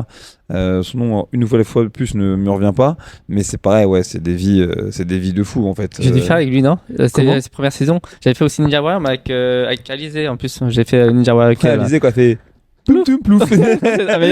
Vraiment, j'en parle beaucoup aux personnes, mais tu as jamais vu cette épreuve-là, le plan incliné? Mais je crois que ça a jamais été diffusé tellement elle a pas fait longtemps. Ouais, bah, franchement, moi j'y étais, et on peut voir mon passage. Mais franchement, j'ai trouvé dur le plan incliné. Le premier, c'est clac, clac, clac, clac. Bon, après, nous, on est petits avec Alizé et moi. Donc, franchement, il faut sauter hyper loin, et c'est très pentu, et c'est mouillé. Donc, c'est pour ça que dans ma vidéo, dans mon passage, on voit, je m'essuie à chaque fois mes baskets, ça glisse. J'avais mis Metcon, mais ça glissait, et vraiment, il est très dur. Beaucoup ratent, parce qu'il faut sauter vraiment loin. Mais à terre, on le voit pas, mais c'est très pentu. Ah, mais moi, de toute façon, moi, je t'avoue que Ninja Warrior, ça me dépasse. C'est-à-dire qu'en fait, c'est le niveau. Alors bon, déjà, le niveau d'agilité, c'est une chose, mais en plus, tu vois, dans le monde du CrossFit, t'en as quand même 2-3. Là, j'ai une fille en formation qui s'appelait Clara, qui était vraiment là-dedans, obstacle course, mais vraiment une façon Ninja Warrior et tout. Il y a aussi un mec qui a une box de CrossFit à Dijon qui s'appelle César CrossFit ou un truc comme ça, dans lequel il y a toute une partie un peu ninja. Mais déjà, ça m'impressionne de fou de développer cette agilité, tu sais, pour se déplacer. Mais par contre, je comprends pas la passion pour l'entraînement pour apprendre à faire ça. En fait, c'est ça le truc. Je dis, mais autant à la rigueur, peut-être le parcours, je peux capter parce que. Après, je change tout le temps le parcours. Voilà, exactement. Mais là, t'arrives, tu tiens tes fucking anneaux, faut avoir un grip de chien. Ouais, c'est ça, c'est le grip. C'est le grip de ouf. Parce que tout se fait sur les bras. Donc, moi, j'ai lâché les anneaux. Enfin, j'ai plus de grip. Okay. Moi, je fais la chauve-souris. Toi, je fais un strict toastering, mes pieds vont dans les anneaux, je lâche mes mains. Pour me détendre. Ah, pour te relâcher. Ouais, j'avais plus de grip, non, c'était mort. Après, c'était fou, j'ai lâché les anneaux. Ah ouais, non, j'avoue que c'est. Donc, autant ça m'impressionne, autant je comprends pas la pratique en elle-même, parce que j'aurais jamais le niveau d'abnégation nécessaire, tu vois. Ah, et donc 2016, tu mets t'as quel âge? Là, j'ai 38. T'as 38, donc on est quasiment la même génération. Ouais. Donc 2016, quand t'as ouvert, c'est à 8 ans, t'en avais 30. Ok, et donc de 18 à 30. T'as exclusivement vécu du monde du spectacle? Ouais, c'est ça, ouais. Okay. J'ai courais après les heures, fallait faire, pour être intermittent du spectacle, fallait 400 heures, je crois. Okay. On fallait courir après des figurations, même des trucs bidons. Hein. Figuration, t'avais quoi? Tu travaillais, je sais pas, 8 heures la journée, ça te fait des heures, etc. En fait, tu cherchais des cachets. Ok. Voilà, après, donc, j'ai de la famille sur Paris, donc après, c'était plus facile pour passer des castings. Puis il y a un pôle emploi à spectacle exprès, tu vois, à République. Enfin, je sais pas si c'est toujours à République, mais il y avait l'ANPE pour le spectacle. Voilà. Donc, si tu veux faire des courts-métrages ou, je sais pas, des longs, enfin, la figuration ou silhouette, taillé là-bas, il y a plein de trucs. Ok. Ouais. Et voilà, je courais après ça. Ouais. Ah, c'est dingue. Ah, c'est cool. Ouais. Est-ce que tu as un souvenir particulièrement pourri de tournage? Parce qu'on a évoqué que les bons souvenirs, mais des fois les trucs marrants, c'est les trucs galères. Oui, comme ça, oui. Parce que si déjà pour toi de s'en mettre une main aux fesses par Travolta, c'est pas pourri. Ouais, non, franchement, de tête, je pense même pas que j'ai avoir eu un mauvais souvenir de tournage. Non. Ah, attends, j'ai un truc. Bon, après, c'est vrai que je parle de la bifle. Comment c'est arrivé? Ah oui, déjà, expliquons ce qu'est la bifle. La bifle, je faisais explique-le. Ah là, c'est ça. C'est une petite tapote. Avec un. Expliquons, c'est un court-métrage. Ouais, en fait, à la base, donc mon agent Enfin, après, j'ai fini par avoir un agent. C'est plus facile par avoir des castings en plus, voilà. Après, elle m'a proposé un court-métrage. Elle m'a dit, t'inquiète, c'est juste un court-métrage, ça va pas passer au cinéma. Mais il faut quand même. C'est pas évident à accepter. Je dis pourquoi, je lis le truc. À l'époque, la bif, je crois que c'est un nouveau mot, je connaissais pas, enfin, je savais même pas ce que ça veut dire. Ouais, ok, d'accord. Donc, je commence à ouvrir le truc, je lis, je dis, ah ouais, je dois faire ce personnage-là, donc je dois faire le bifleur, voilà. Et après, je regarde, en fait, ça parle de porno. En fait, c'est un film. Bon, c'est pas de porno. Enfin, mon acteur, c'est un acteur porno, mais c'est un film comique. Ouais, c'est un film français comique. Mais il n'y a pas de truc dégueulasse dedans. C'est pas dégueulasse le porno? Non, c'est pas dégueulasse. Mais pour moi, quand même, j'avais à l'époque quand même une image et je voulais pas faire des trucs, me mettre un pied dedans. Ok. Mais, donc, ah oui, bon, c'est pas la meilleure partie à mettre dans le monde du porno, le pied, c'est sûr. Et puis, non, j'ai accepté. J'ai dit, allez, on y va. On y va. Et j'ai fait pour le fun. Hein, c'était à Rouen, dans un entrepôt. Après, je crois à Paris, il y a une grosse boîte de SFX, enfin d'effets spéciaux. Okay. Et c'est lui qui a fait le pénis en silicone qui fait 1 mètre. Enfin, il fait plus grand que moi. Okay. Voilà, et donc, pour expliquer, c'était quoi ton rôle? Non, donc, mon rôle, c'est dans la bif. Donc, je suis un acteur porno qui met des bifs aux actrices. Voilà, c'est ça. Mais il n'y a pas une scène où tu es déguisé en pénis géant? En fait, il n'est pas déguisé, je le porte sur moi. Ah en oui, fait. Le pénis, il est là. Donc, t'as un pénis de 1 mètre en silicone. Et en fait, je me bats, je fais du kung fu en fait. Je fais du kung fu dans le film. Avec ton zizi. C'est ça, avec mon zizi. Ouais. Du coup, il était comme ça, il était à l'air, il n'est pas habillé, donc on le voyait, hein, tu vois. Mais il fallait trouver de l'astuce pour pouvoir me battre avec un pénis qui pesait 5 kilos, donc il était lourd. Ok. Ouais. Et donc, du coup, ils ont trouvé une coquille avec un ressort au milieu, et puis voilà, je l'ai plugué, hop, et puis voilà, ça bougeait. Quoi. Ah, tu vois, le mec, il sait pas ce que c'est que la bif, mais par contre, c'est ce que c'est que de plugger quelque chose. Ouais, ça, c'est vraiment. Voilà, donc c'était un court-métrage. La couverture est cramée. Ouais, il me faut pas le dire. Un court-métrage qui a très bien fonctionné parce qu'en fait, il est passé à Cannes. Toi, je sais plus, il y a un truc pour les courts-métrages. Oui. Voilà, et puis après, je crois que Dorsel et tout, il a relayé le Dorsel. Et bah voilà, bah. Là, je crois qu'il est encore à Paris, il est au cinéma, j'ai fait la suite du film. Mais là, alors film. voilà, c'est ce que j'allais dire, c'est qu'il n'y avait pas une histoire de faire la bif 2. Exactement, ouais, c'est ça. Okay. Et donc tu l'as tourné, ça? Je l'ai tourné donc, l'année dernière et il est sorti il y a 2 semaines au cinéma. Et tu m'as même pas envoyé un texto pour me dire il y a la bif 2 qui est sortie? Ouais, c'est vrai, j'ai. Oh, mais attends, je vais aller le voir direct. Ouais, faut que tu ailles le voir, je crois au Rex, faut regarder. Ouais. Ok. Ah c'est Zénithal. Le titre du film, c'est Zénithal. Zénithal. Ah, c'est très drôle. Voilà. Très mais drôle. par contre là pour le film, donc là il est habillé, là il a un survêt mon truc. Oui, parce que sinon t'aurais avec la censure, tu serais pas passé. Donc il est habillé, il paye un loyer. Ouais. Il est habillé. Donc t'as fait un vrai rôle. Ouais, j'avais mon rôle. Parlant, c'est plus ça. ou moins. Ouais, c'est ça. J'ai quelques dialogues avec donc Vanessa qui est ma binôme dans le film, Vanessa Guide.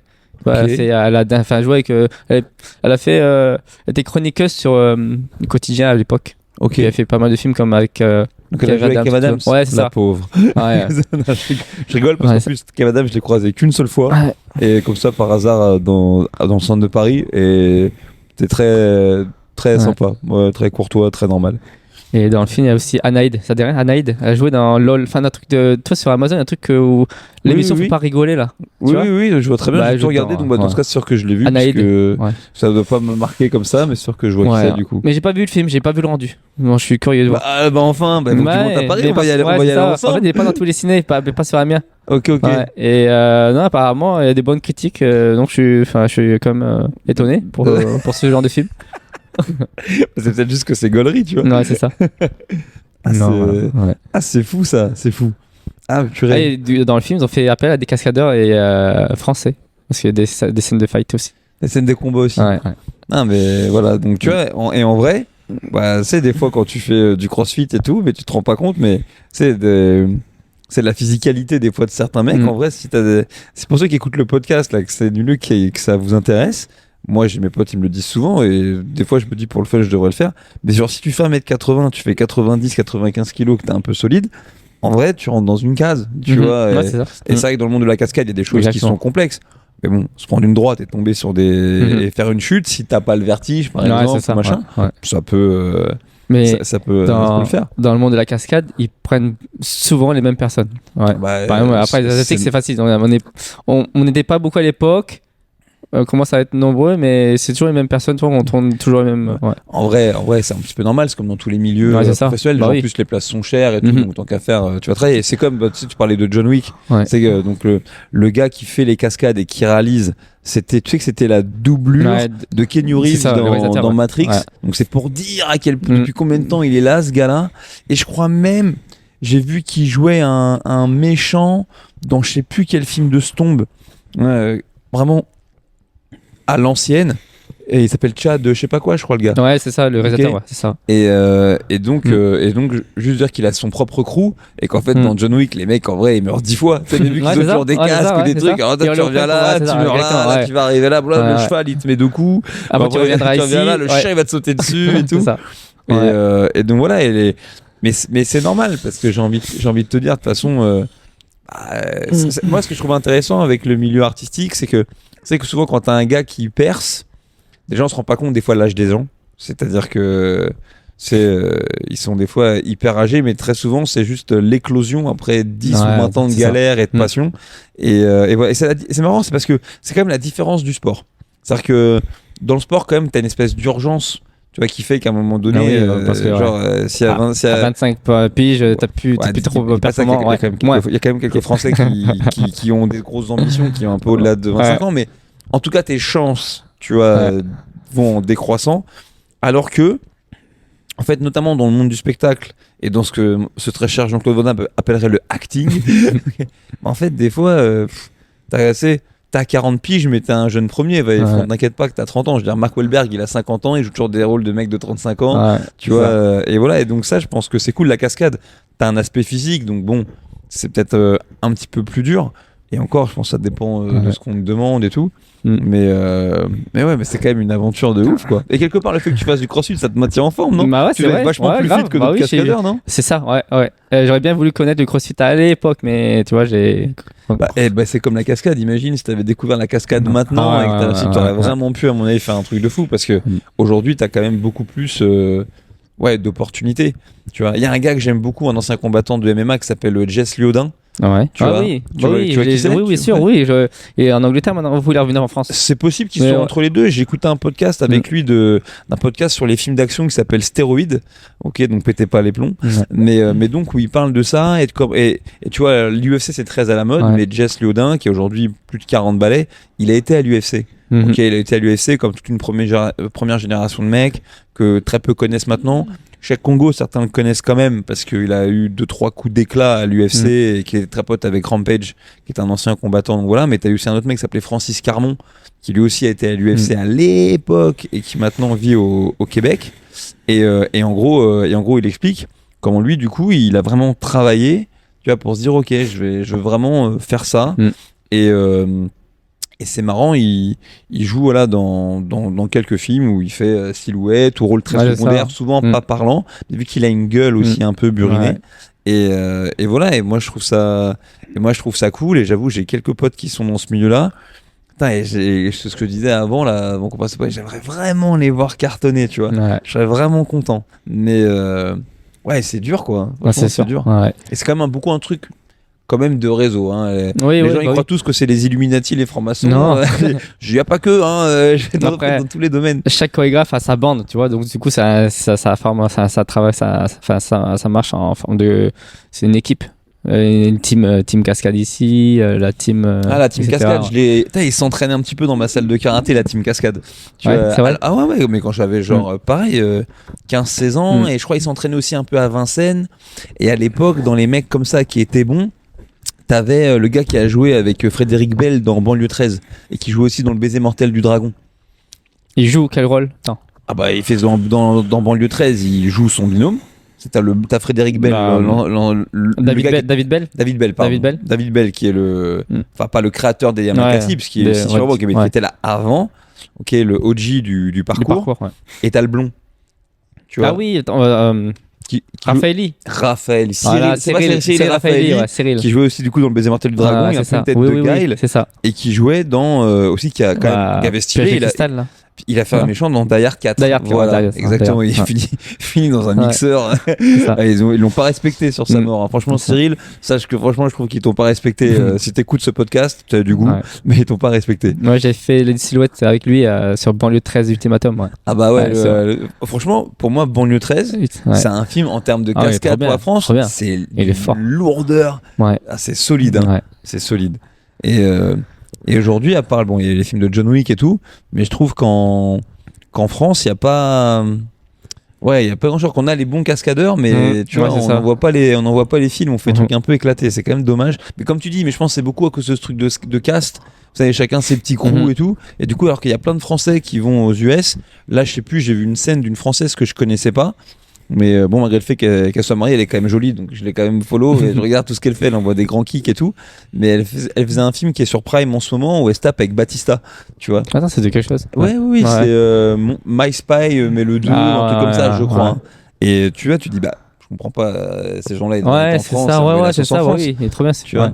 Et non, ils sont aux US, tu vois. Et donc voilà, oh là là. Et donc tout ça en parallèle avec le CrossFit. Ouais.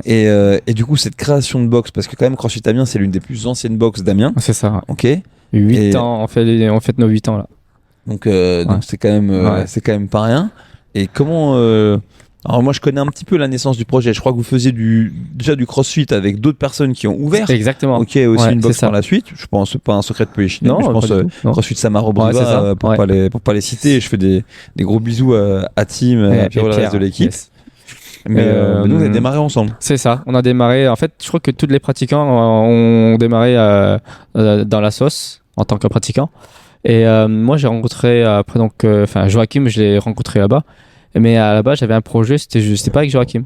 Okay. Mais moi, j'en avais parlé, j'avais vraiment envie d'ouvrir une salle. J'en avais parlé à d'autres personnes. Et je crois que Joachim en a entendu parler. Et il m'a dit, moi j'y crois. Vas-y, je te suis. Voilà. Après, il fallait trouver. C'est un pompier, ils sont crédules. Ouais, c'est ça. Et puis, en fait, je devais ouvrir avec. Après, c'était avec Alex Richard. Ok. Voilà. Il était amiénois. Ouais, il est amiénois. Il est amiénois parce que j'ai vu qu'il faisait ses études en Picardie, si Et je dis c'est pas ça. de conneries. Ouais. Ok. Donc, il était là, on s'entraînait ensemble. Et puis. C'est pour ça que t'es chaud de la compète, toi aussi. Ah ouais. En fait, tu sais, j'ai passé ma jeunesse à faire de la compétition. Donc, c'est vrai que m'entraîner pour le fun, je connais pas trop. C'est toujours, j'aime bien la compétition. Il faut que t'aies un même objectif. si, ouais, voilà, il me faut du challenge, un objectif. Même si moi, je suis pas trop, j'en fais pas beaucoup de compétitions de CrossFit, mais moi, c'est ça qui m'anime, c'est le challenge, et, même les compétitions, même. Et il a quel âge avec Richard? Il a 10 ans de moins que toi, non? Alex, il doit. Un petit peu moins, peut-être. Ouais, hein, peut-être. Ouais, il doit être beaucoup plus jeune que moi. Ouais, Ok, parce que peut-être Ouais. il a peut-être la trentaine maintenant, non? Vraiment, ouais, peut-être il va passer à 30 Ouais, ans. je devrais lui poser la Donc question. voilà, à lui ça en devait se direct. faire. Au moment où on était en train de parler pour ouvrir, il a eu une offre de plein temps à CrossFit des Sacres. Donc Ok, il a dû oui. partir à Reims. À Reims. Et donc il m'a donné le contact de son associé parce qu'en fait il voulait ouvrir déjà une box à Amiens, Alex. Ok. Et il m'a donné le numéro de Tiffen parce qu'il devait ouvrir avec Tiffen. Bah, du coup, Tiffen je la connaissais pas du tout et voilà, c'est comme ça que ça s'est fait. J'ai contacté Tiffen. Puis voilà, Et Joachim, voilà, c'est puis parti. puis, ouais, c'est parti. Let's go. Ça s'est fait en 2 mois. Et là maintenant, lâchez, vous avez déménagé tout, là, dans le nouveau local que vous êtes, Ouais. vous êtes ici depuis la période Covid, non? Si je dis pas de bêtises. Ouais, pendant le Covid, on a profité pour prêter tout notre matos à nos adhérents. Donc du coup, on n'avait pas grand chose à ramener ici. Et on a trouvé ça. On a trouvé ce 1000 mètres carrés. Ouais. Ouais, attends, franchement, ce local, il est incroyable. Et puis au fur et à mesure que je viens, Ouais, c'est ça année ouais. après année, à chaque fois, ça évolue un peu, Ouais, ça change c'est et ça. tout. Mais c'est quand même un super lieu pour jouer. Et puis même la zone, là, elle est en train un petit peu de Mhm. se dynamiser au fur et à mesure que le temps passe. Mais quand même, c'est ouf. Et tu coaches encore beaucoup, du coup? Là, je coach beaucoup. Ouais. Je coach presque tous les jours sauf le week-end. Mais principalement en matinée, comme le soir. Après, j'ai les enfants. Ok. Attends, je fais presque tous les matinées. Ouais. Ok. En dehors après des coachings perso et tout ça. Ouais. Je coach beaucoup là parce que mes coachs ils me saoulent. Ouais.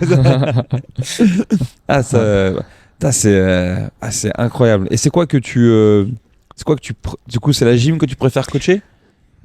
J'aime Tu t'en bien fous. l'haltéro aussi. L'haltéro. La gym, bon, je le coach en WOD, mais après, on fait beaucoup d'haltéro. Tu vois, pendant les WOD, les gens, en fait, les gens qui viennent, ils n'ont jamais fait d'haltéro. Toi, monsieur, madame, tout le monde, ils viennent, ils n'ont jamais touché une barre. Bon, moi, j'aime bien le coacher sur un, je sais pas moi, soulevé de terre, monsieur clean, d'ailleurs, un monsieur snatch. Et après, de toute façon, le poids de corps, toi, en gym, coacher de la gym, quand quelqu'un qui arrive, il sait pas faire de pull-up, et donc pas. C'est ce que je veux dire, c'est que je pense que la différence fondamentale entre la gymnastique et l'haltérophilie, c'est que quelqu'un qui est complètement bloqué en gym, notamment parce qu'il a un déficit de force, ouais. bah, tu vas pouvoir l'améliorer, tu vas pouvoir trouver des options, Bien sûr. etc. Mais tu vas surtout trouver des pansements, c'est-à-dire que tiens, pour l'instant tu peux pas encore faire ça, donc fais ça, ça va t'y amener. Alors que pour la force et l'haltéro, malgré tout, souvent, c'est pas systématique, hein, notamment pour l'haltérophilie olympique quand c'est les mouvements les plus complexes, mais souvent en fait, en jouant sur la charge ou sur l'équipement, tu vas quand même emmener la personne à faire le mouvement qui était prévu de faire au départ. Et c'est sûr que du coup, c'est pas que c'est plus gratifiant, mais du moins le retour est plus instantané. Exactement, ouais. Parce que les gens, il y en a plein dans toutes les box. Hein. Les personnes, enfin beaucoup, en ce moment j'ai beaucoup de femmes, et elles se sentent faibles. Une barre à vide c'est très lourd, donc du coup on a un PVC, etc. Elles font le mouvement avec le PVC, à la fin de l'heure, elles finissent avec la barre à vide, elles sont trop contentes, tu vois. Elles ont putain, trop bien. Voilà, même si niveau coordination c'est encore compliqué pour beaucoup de personnes, mais elles sont contentes de pouvoir soulever une barre à vide de 10 kilos, tu vois. Ouais, donc qu'en gym bon, c'est beaucoup plus difficile de les faire progresser direct, tu vois. Donc voilà. Et ta femme du coup, parce que du coup, vous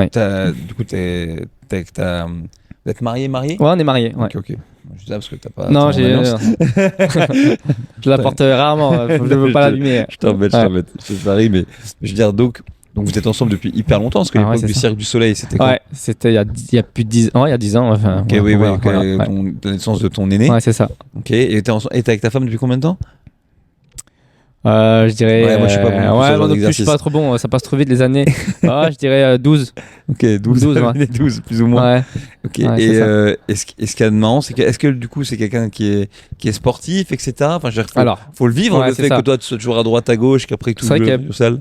Je crois qu'il y a peu de monde qui savent, mais en fait, ma femme, donc Frédéric, elle faisait partie de l'équipe de France de Kung Fu. Ah ouais. Ouais, alors je fais championnat de France, championnat d'Europe, etc. Je sais pas si elle fait champion du monde, mais sûrement. Mais elle était en tai chi. Ok, Ouais, est-ce qu'elle mettait son slip à l'envers elle aussi? Non, il n'y a pas intérêt. Non, du coup, ouais, on s'est rencontrés là-bas, parce qu'elle est aux entraînements. Ouais. Ok. Voilà. Donc, elle, c'était le tai chi. Donc, moi, j'étais plus dans le style moderne. Donc, après, les entraînements, c'était en commun. Donc, on se voyait et puis à deux, on accompagnait les jeunes, on coachait les jeunes. Donc, Ok. voilà. Donc, on se rencontrait à la salle. Et c'est comment les compétitions de tai chi? C'est des compétitions de Tao du coup? Ouais, c'est des Tao, des Tao Lu avec des mouvements donc aussi acrobatiques, parce qu'il y a aussi des sauts dans le tai chi moderne. T'as aussi des sauts, t'as les dragon pistols, tout ça à faire. Ouais. Ah oui, donc et du coup, t'as 2 garçons maintenant. Ouais. Et on en parlait un tout petit peu, mais c'est intéressant, tu vois, d'aborder le truc, parce que des fois, moi, est-ce qu'ils font du sport tes fils? Ouais, mes fils en font beaucoup. Après, Qu'est-ce qu'ils font comme sport, tu vois? ça change chaque année, mais au moins il y a toujours du CrossFit. Ok. Ouais, toujours du CrossFit. Après, les enfants, donc ils ont commencé par du breakdance. Là, ils font de la gymnastique. Là, le grand, il fait du football. Et natation pour le deuxième. Ouais. Ok. Ouais. Mais tu vois, moi, je trouve ça intéressant parce que déjà en vrai, c'est vraiment CrossFit. Quand tu dis Ouais, c'est ça, oui, ils changent de sport tous les ans, bah oui, en même temps c'est bien. Ils continuent à bouger, ils apprennent de nouveaux trucs. Enfin, je veux dire, c'est quand même dans la méthode. Mais je trouve que des fois, quand on est soi-même pratiquant, je parle pour les gens qui m'entourent, des fois il y a une espèce d'obsession à vouloir à tout prix que les mômes qu'on a, nos enfants fassent du CrossFit. Je dis non, j'ai pas d'enfants, mais c'est fassent du CrossFit. Et je veux dire, mais tranquille. Enfin, tu vois, genre, moi, mine de rien, les sports qui m'ont le plus passionné avant la découverte de la méthodologie de CrossFit, donc c'est le karaté et les sports de contact. Mais attends, mais j'avais fait du judo, un peu de karaté, ici et ça, mais j'ai pas eu le feu sacré avant mes 14 ans. Bah ouais, c'est ça, ouais. Et par contre, après, quand c'est parti, c'était 15-20 heures par semaine, etc. Dès que t'avais un objectif ou ouais, c'est ça. Et bien sûr, il y a d'autres sports où bien sûr tu démarres plus tôt, que ce soit la gym, l'haltéro ou d'autres. Mais ça pour dire que moi je trouve ça cool que justement, même s'ils font un peu de CrossFit en filigrane, bah que ils soient pas à tout prix, tu vois, dans les arts martiaux, ou à tout prix dans le CrossFit, et qu'ils fassent leur vie, quoi. Tu vois, et que voilà, et qu'il y a le temps, et que si jamais c'est un truc qui doit leur plaire, ok, ça arrivera. Donc voilà. Et qu'en plus tu les pousses pas à la compète, alors comme tu es très compétitif. Ouais, c'est ça. Là, je les pousse pas. Après, il m'est arrivé de faire une compète avec mon premier il y a pas longtemps. Il y a une box, la JN Toros, on fait une compète. Je veux bien JN Toros, ils font ça, c'est ça. Avec parents et fils, parents et filles. Donc on a fait la compète et il m'a vraiment impressionné. Donc c'était un beau souvenir. Cool, j'ai cru que tu allais me dire, ouais, je me rappelle, il y avait un AMRAP de 10 minutes, il a peiné à partir de 8. Non, c'était vraiment, il m'a impressionné parce qu'à l'entraînement, lui, il est un peu feignant, donc, mais à la compète, c'est donné. Ouais. Ok, cool. Parce que c'était le jeu. Bah, c'est que la week-end, il y avait une compète. Ouais, chez Rockkids. J'ai failli les inscrire, mais j'ai vu le niveau c'était high level. Hein. J'ai vu les petits qui font des butterflies, qui marchent sur les mains et tout. Je dis waouh. Ils font des trucs de plus en plus forts. Hein. Même, regarde, quand on voit, même chez les teens, la Pablo Tronchon, il vient de gagner le championnat du monde de CrossFit. Il y avait la jeune Elina qui était là aussi, qui fait 9, si je dis pas de bêtises, on s'est eu un peu par message. C'est Alija Atier aussi, qui s'est bien débrouillé. Qu'est-ce qu'il est bœuf lui pour son âge. Il faut qu'il me donne un petit peu de ses épaules. Hein. Mais t'as vu la photo? Il y a une photo d'Alija qui est sortie où il court dans un. Ah ouais, j'ai vu ça. Est-ce que elle t'a pas rappelé la photo de Matt Fraser au ranch en 2001 ouais, c'est ça. C'est ça presque. J'ai fait un montage, je lui ai envoyé, je lui ai dit regarde gros, c'est pour toi, c'est un signe c'est les dieux du CrossFit qui disent regarde, serre les dents peut-être dans le turfu, c'est toi. Et du coup voilà, et c'est quand même drôle. Bon, à la fin, c'est fou. Bon, écoute, attends, est-ce que t'as fait autre chose que le Cirque du Soleil, rencontrer Jackie Chan, animer une émission de télé-réalité ou faire une scène de fight avec Zlatan Ibrahimovic? Là comme ça, sûrement. Je crois que j'avais été pris pour la tournée mondiale de l'âge de glace, mais j'ai pas pu le faire. Enfin, pour mon fils aussi, j'ai dit non. Tournée mondiale, fallait passer par la Russie, la Chine, etc. Puis voir ma femme et je crois qu'elle était enceinte. Donc du coup, non, c'était trop compliqué. J'ai dû refuser. Et de tête. C'était pas non, Jackie Chan, c'était vraiment le plus important. Après. C'est parce que c'est la personne que toi tu admires le plus. Ah ouais, c'est sûr. Là, je suis passé un concours sur Instagram pour partir à la rencontre d'Arnold Schwarzenegger. C'est un de mes grands regrets. J'ai été une fois à Los Angeles. Je vais m'entraîner au Gold Gym. Il était pas là. Bah en fait, c'est surtout que je sympathise avec le gars qui tient le truc. Puis évidemment, il me bat, il me fait hey, t'es là jusqu'à quand là tu pars quand? Je dis bah je pars demain. Il me dit ah, tu pars quand? Il est quand ton avion? Je dis bah il est demain matin. Il me dit ah fuck. Je dis pourquoi? Il dit parce que demain matin il y a Arnold qui vient. Qu'est-ce que j'avais envie de pas prendre mon avion. Ah, c'est sûr, tu vois. J'ai envie de pas prendre mon avion. Franchement, moi, il y a 3 mecs, ok, je peux t'assurer que moi, je suis le fanboy de personne, tu vois, mais il y a 3 mecs, si je les vois, je suis obligé de leur parler. Schwarzy, Stallone, n'en parlons pas, mais vraiment même pour la carrière, tu vois, le fait le gars il vient de nulle part et voilà, il a une carrière de ouf. D'ailleurs ce soir là il y a le premier épisode de la saison 2 du Roi de Tulsa. Crois-moi que je vais aller regarder ça vite fait. Et Van Damme. Mais j'ai un pote à moi, il a un point soleil à rue de Pontieux, tu vois, et en fait c'est là où il va Jean-Claude quand il est à Paname. Gros, j'ai une histoire avec Van Damme. Le point du podcast. Mais tu vas être dégoûté. Vas-y, c'est pas grave. Mon pote Quentin qui a appris le kung fu avec moi en même temps que moi, il est devenu cascadeur. Et c'est la doublure de Van Damme sur le film Netflix là. Qui s'appelle Le Dernier Mercenaire. Ouais, c'est ça. Oh là là, les histoires, je te jure. En fait, sur Netflix va annoncer donc le film avec je sais pas si tu as vu le logo de Van Damme en grand écart. Ouais. Bah, c'est pas lui. C'est pas Van Damme, il peut plus. C'est pas lui, il peut plus. Donc, du coup, en fait, mon pote, il a posté ça sur son Instagram, le grand écart, avec, donc, on se dit que c'est la silhouette de Van Damme. Et, il a posté, et je sais plus ce qu'il a mis, je crois, il a dû mettre un sourire en story. Et Van Damme, il l'a vu. Ok. Il dit, pourquoi t'as mis un sourir? Et il me dit, tu sais, c'est pas bien ce que tu fais, faut que les gens ils croient que c'est moi. Du coup, je crois qu'il était en larmes. Mon pote, il m'a raconté. Van Damme était en larmes, il dit, faut que les gens ils croient que c'est moi, c'est pas bien ce que tu fais, etc. Il m'a raconté ça, mais il y avait plein de trucs avec Van Damme qui venait pas à l'heure à la scène parce qu'il était se taper des meufs, tu vois, la veille. C'est vrai. Ouais, encore. Même, je le respecte. Non, Bravo, Jean-Claude. mon pote s'est pris la tête avec Van Damme. C'était ouf. Ouais. Je suis grand, je suis beau, je suis Van Damme. Ouais, c'est ça. Ouais. Ah ouais, mais c'est bon, ça m'étonne pas que ça soit un petit troublion. On sait que Jean-Claude Van Damme, c'est un mec. Par contre, par exemple, sur l'argent, c'est intéressant. Il dit qu'il a vraiment eu beaucoup d'argent, forcément, à une époque. Oui. Les gens, ils le savent pas, mais Jean-Claude Van Damme, c'est un gars, malheureusement, à cause de la cam, et à un moment donné, il a perdu pied, il a fait Time Cop, qui est un film qui a cartonné de ouf. Et du coup, après Time Cop, il a failli signer un contrat avec Universal, qui était le plus gros contrat de l'histoire du cinéma, pour signer une exclue avec Van Damme pour genre 4 ou 5 films. Et lui, à l'époque, il était, de ce que moi j'ai pu lire ou écouter, un peu trop dans la teuf, un peu trop dans la coke, un peu trop dans tout ça.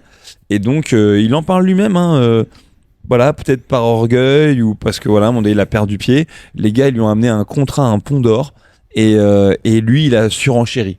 Il a dit non, mais moi, je veux 2 fois plus. Ou je sais pas, en tout cas, un montant encore plus important. Mais on parle de millions et de millions de dollars. Et du coup, les studios ont dit, bah, en fait, non. Tu vois, c'est ça, soit c'est rien. Et donc, ils l'ont lâché. Et après, du coup, voilà, descente aux enfers, mais la carrière, un peu le direct ou vidéo qu'on y connaît et tout. Alors que Van Damme, c'est un gars, quand même, notamment quand on aime les films d'action, qui a fait beaucoup pour les films d'action, dans le sens, c'est le premier qui a, déjà. Le premier blanc. L'un des premiers blancs, qui levait sa jambe en l'air, que la jambe droite. Regarde bien les films de Van Damme, il n'y a pas un coup de pied de la jambe gauche. Eh ben, t'inquiète pas, j'ai connais tous par cœur, mais qui a quand même popularisé les films d'action, effectivement, avec un petit Babtou qui envoie des high kicks, mais qui a ramené aussi le cinéma hongkongais à Hollywood. C'est le premier. Tu regardes notamment Double Team. Ouais, c'est ça, avec le basketteur. Et avec, je suis désolé de le rappeler, mais moi, un de mes acteurs préférés, que j'espère quand je serai vieux, je lui ressemblerai. Ok, c'est Mickey Rourke. Ok, c'est pas dur, j'ai quand même faire lifter un petit peu et tout, mais moi, je suis un grand fan de Mickey Rourke. Et il fait le méchant là-dedans. Et après, c'est quand même le premier gars. Il y a un extrait vidéo là-dedans qui croyait dur comme fer à l'avènement de Netflix et tout, qui disait vous verrez un jour vous allez au cinéma, il y aura des plateformes et tout, vous regarderez là-dessus. Et donc c'est quand même un gars, c'est facile de se moquer de lui parce qu'il est comme il est. Mais par exemple, il y a un documentaire sur lui où il parle des sous et où il explique qu'il a eu beaucoup d'argent et tout. Et moi, il fait partie des mecs qui m'ont détendu avec ça, avec les biens matériels, parce qu'en gros, il dit non, mais moi, l'argent, j'en ai eu plein. Aujourd'hui, j'en ai moins, mais en vrai, je vis à l'hôtel, c'est partout où il va. Et il me dit, je veux une belle voiture, je veux une belle voiture, je la prends, je la loue, je l'achète pas, pourquoi je vais l'acheter? Je dis, à quoi ça va me servir en fait pour l'entasser? Et il y avait Cantona qui disait ça aussi, qui avait dit, enfin pas qu'il s'en fout de l'argent, parce que voilà, forcément tout le monde en a besoin, mais que arrivé à un certain stade, quand on n'a plus besoin, t'es libéré.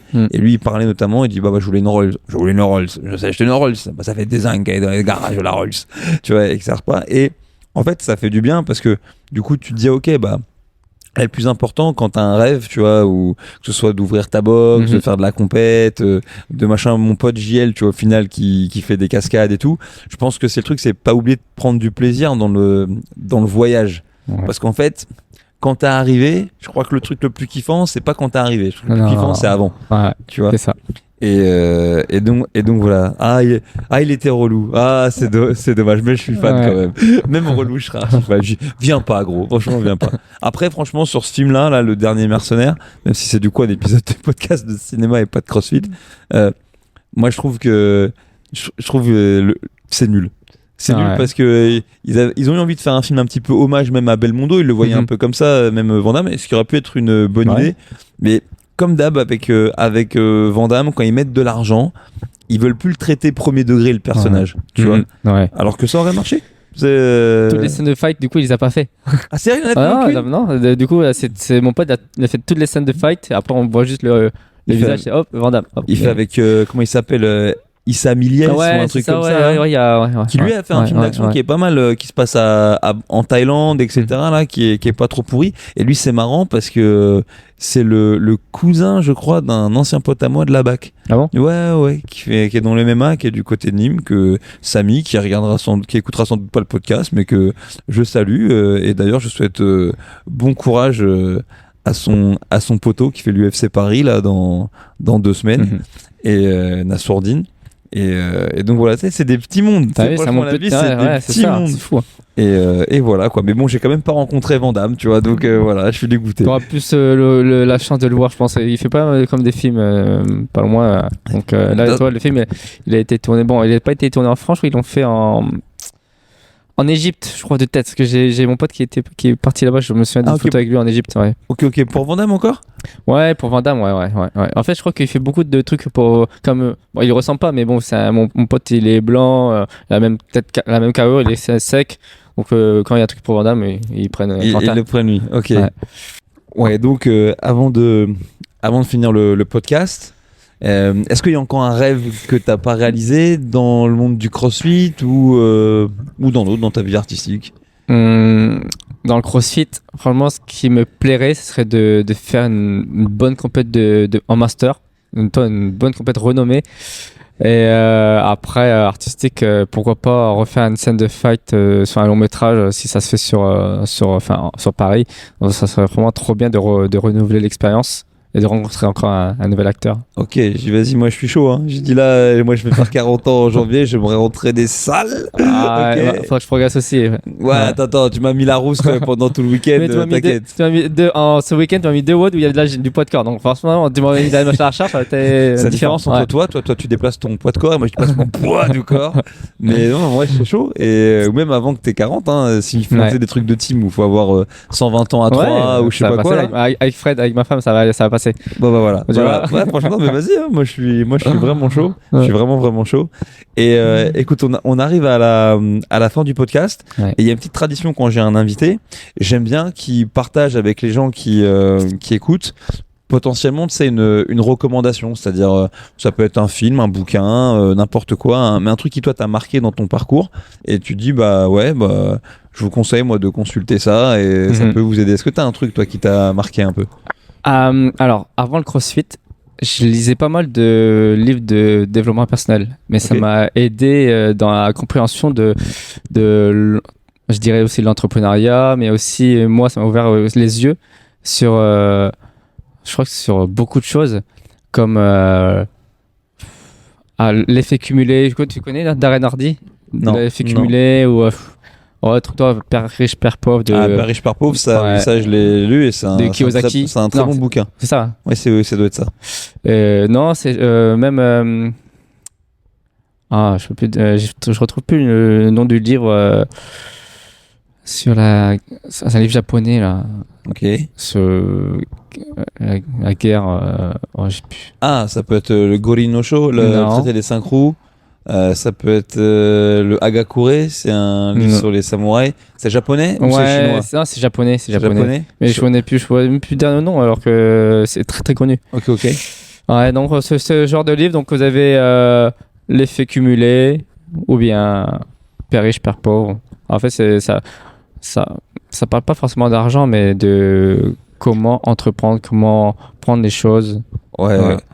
Moi j'aime bien Père riche, Père pauvre parce que ça parle pas d'argent, Ouais. mais ça parle. Moi je trouve que c'est un livre de sociologie, Père riche, Père pauvre. Ouais. Parce que ça t'apprend. C'est qu'en France, par exemple, t'as 80% des gens qui, lorsqu'ils ont un métier, ils ont un métier dans la même catégorie socio-professionnelle que leurs parents. Ouais. Genre en gros, Ouais, c'est ça. si, Ouais. si tes parents sont fonctionnaires, tu seras fonctionnaire, genre les fils de profs, les fils de flics, les fils de ce que tu veux. Et à l'inverse, les fils d'artisans, les fils d'entrepreneurs, les fils de banquiers, etc. Donc c'est pas forcément un problème, mais c'est un vrai truc. Et en fait, dans le bouquin, la Père riche, Père pauvre, ce qu'il y a de fou, c'est que l'auteur, grosso modo, ce qu'il dit, c'est que c'est pas forcément dans cet ordre-là, mais en tout cas, lui, c'était un mec d'une origine très modeste, avec un père prof qui a fait tout pour l'éduquer intellectuellement sur la culture, etc. Et qu'il avait un copain à lui qui était un peu mieux né et qui avait un père qui était quelqu'un qui avait réussi dans les affaires et qui lui a amené une éducation finalement sur l'argent. Pas forcément comment le gagner, mais notamment comment le dépenser, etc. Et en fait, tu te rends compte, lui, il l'évoque comme étant un second père, entre guillemets, qui lui a donné cette seconde éducation. Mais en fait, tu te rends compte que malheureusement, en fonction de ta catégorie socio-professionnelle, vu que tu ne perçois pas du tout l'argent de la même manière, ni comment tu le gagnes et tout, peut-être que sans le vouloir, tu t'enfermes dans des schémas, tu vois. Genre là, il y a pas longtemps, je parlais avec un mec, c'est un pote à moi, il avait un putain de 4x4 BMW, il l'a plus eu pour avoir une voiture, et en fait, il m'a dit, bah ouais, je l'ai vendu pour avoir un peu de liquidité parce qu'il démarrait un projet. Ouais. Et moi, dans ma tête, moi, j'ai même pas de voiture. Je gratte, je fais assurer une voiture à mon nom qui n'est pas à moi, tu vois. Mais je me suis dit, waouh, c'est fou, c'est qu'en fait, toi, ton véhicule, c'est un très beau véhicule. C'est pas genre, tu gagnes 2000 balles et t'as pris un leasing ou t'as un crédit. Non, il y a une belle voiture, une putain de belle voiture. Parce qu'en fait, toi, dans ta tête, tu t'es dit que c'était important, tu vois, de mettre de l'oseille là-dedans pour un truc qui a fait que en cramer, quoi. Alors qu'en fait, t'en avais pas besoin ou t'aurais pu faire différemment. Et donc, Père riche, Père pauvre vous explique entre autres que les gens qui des fois ont des sous, mais de manière générationnelle en fait, que c'est que l'argent au bout d'un moment, quand t'as la chance d'avoir un patrimoine qui est même pas à ton grand-père, mais c'est juste de ton arrière-grand-père ou autre, en fait, ils dépensent pas les sous de la même manière. En fait. Et en fait, ils dépensent pas l'argent.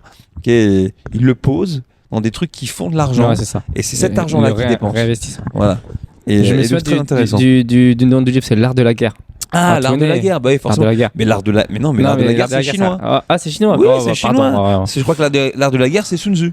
Ouais, c'est Sun Tzu, c'est ça. Oui, c'est chinois. Sun Tzu, c'est chinois. Ah oui, pardon. Il y a pas de mal, L'art de la guerre. Ouais, c'est un livre quand même compliqué à lire. J'ai dû mettre peut-être plusieurs fois pour le lire, pour comprendre. Ça parlait beaucoup de stratégie, de guerre, et après pour le retransposer dans la vie de tous les jours, c'était vraiment pas facile au début, parce que je l'ai lu comme il y a peut-être 15 ans. Tu vois, j'avais pas cette maturité que j'ai aujourd'hui. Il faudrait que peut-être que je m'y replonge. Je crois que j'avais des audios, mais j'avais le livre. Parfait. Ouais, L'art de la guerre. Et écoutez, moi, en termes de reco, tu sais quoi, on va rester dans le cinéma parce qu'au final, cet épisode du Shaker Show, on a parlé avec un honneur de boxe, mais on a parlé. Mais c'est bien parce que ça permet aussi de découvrir que, tu vois, jusqu'à présent, j'ai interviewé que des honneurs qui étaient genre. Je sais que tu prends ton travail très au sérieux, attention, c'est pas ce que je veux dire, mais c'était l'essentiel de leur parcours en vérité. Ouais. C'est cool de voir que, tu vois, il y a des gens qui ont plusieurs facettes et en plus, c'est tellement drôle et tellement culte. Mais en tout cas. Moi, en plus, ça m'a intéressé. J'espère que ça vous aura intéressé aussi un petit peu découvrir le parcours de Tevada avec que ça aura provoqué des sourires. Moi, j'adore le cinéma. Et j'ai regardé, j'ai écouté très récemment l'un des derniers podcasts du magazine Capture sur un réalisateur français qui s'appelle Florent Emilio Siri, qui a fait Need Gap. D'accord. à Ouais, je l'ancienne, connais, ok, oui, avec oui, oui, sa Neil Gaiman, mini-série et tout, ouais. mais qui a aussi réalisé à Hollywood un film avec Bruce Willis qui s'appelle Hostage, pour pas le citer. Et en fait, il a fait un film, enfin il a fait un podcast parce qu'il a sorti un film cet été que j'ai pas vu et du coup maintenant je le regrette, qui s'appelait Elias avec Roche Dizem. Et en gros, c'est un podcast qui dure, 4 heures, mais le gars, il s'est fait tout seul. C'est un mec qui vient de l'Est, donc il a quand même fini à Hollywood, le gars. Et en fait, il te parle que de cinéma. Et si vous aimez un peu le 7e art, ou si vous avez juste envie d'entendre un mec vous parler avec passion de ce qu'il fait, comme moi, peut-être je peux vous parler des fois de CrossFit, de points de performance et tous ces trucs-là. Et ben en fait, franchement, allez écouter ce podcast du magazine Capture, et il est incroyable. Et quand tu ressors de là, franchement, bah déjà, si t'aimais pas le cinéma avant, franchement, tu deviens amoureux du cinéma, parce que tu dis, ok, les mecs, même sur des gros films et tout, c'est quand même des fucking artistes. Et en vrai, t'as envie de voir le travail de Florent Emilio Siri. Et j'ai Neil Gaiman encore en DVD, tu sais, il est dans. J'ai même plus de lecteur de DVD, mais j'ai encore Neil Gaiman, il est dans mon garage là. Et en fait, je crois que je vais aller le chercher. Non, mais je vais le remettre, faut que je le regarde, parce que je vais le remettre dans la Xbox, peut-être qu'il y a moyen que ça passe. Et voilà, et c'est ma recommandation, parce que si c'est un sujet qui vous plaît, surtout, pareil, c'est un gars, finalement, il a poursuivi ses rêves aussi. Et pour le coup, il n'était pas dans une clique, il avait aucune raison. Ses parents, c'était vraiment des ouvriers et tout, qui travaillaient vraiment dans une ville de mine de charbon et tout. Et donc voilà, donc autant je vous ai dit, 80% des gens, ils vont se trouver à faire le même truc, autant c'est pas le seul chemin possible. Et voilà, et donc ce gars-là, c'est un bon exemple de ça, et c'est très cool. Ouais. Les gars, c'était le Shaker Show. Ouais. On vous dit à tout bientôt. Ciao. Ciao, ciao.